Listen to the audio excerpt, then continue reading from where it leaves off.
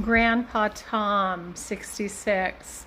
The borders are wide open under Biden. Maybe you should start asking the Americans that have to live on those borders. Well, that's so funny because I'm one of those Americans.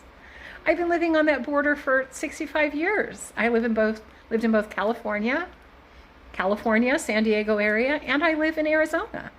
So I have a friend that lives right there in Sierra Vista, and he's a Border Patrol agent, and they don't say any of that stuff. It's funny. And I've got some friends that live in El Paso too, and I believe it's Beto O'Rourke that is from El Paso that's been talking about that. So I'm not really sure who it is that you're listening to, but our borders have never been wide open. And in fact, I believe it was Biden who just got President Obama on to donate $1.5 billion towards improving the security at the border. So he actually got Mexico to pay for it. I guess Trump had a great idea. He just wasn't the good negotiator that Biden is, because he was able to pull that off.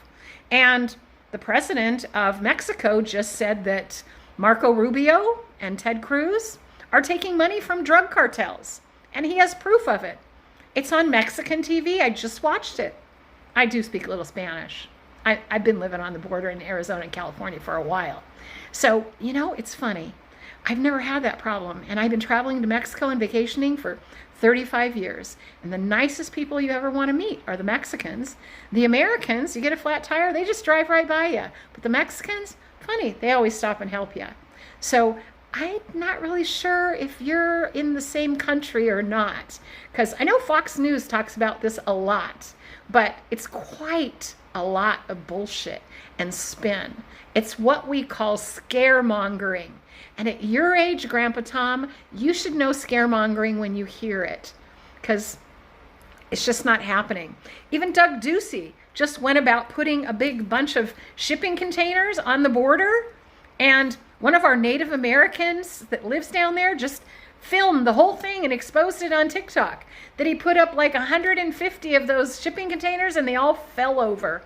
And they just dead-ended right into Indian land.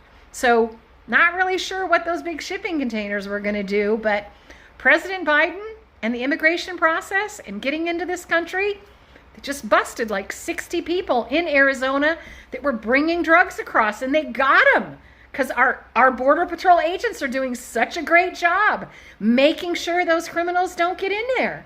So, Grandpa Tom, I think you need to dial back the medication that you're on.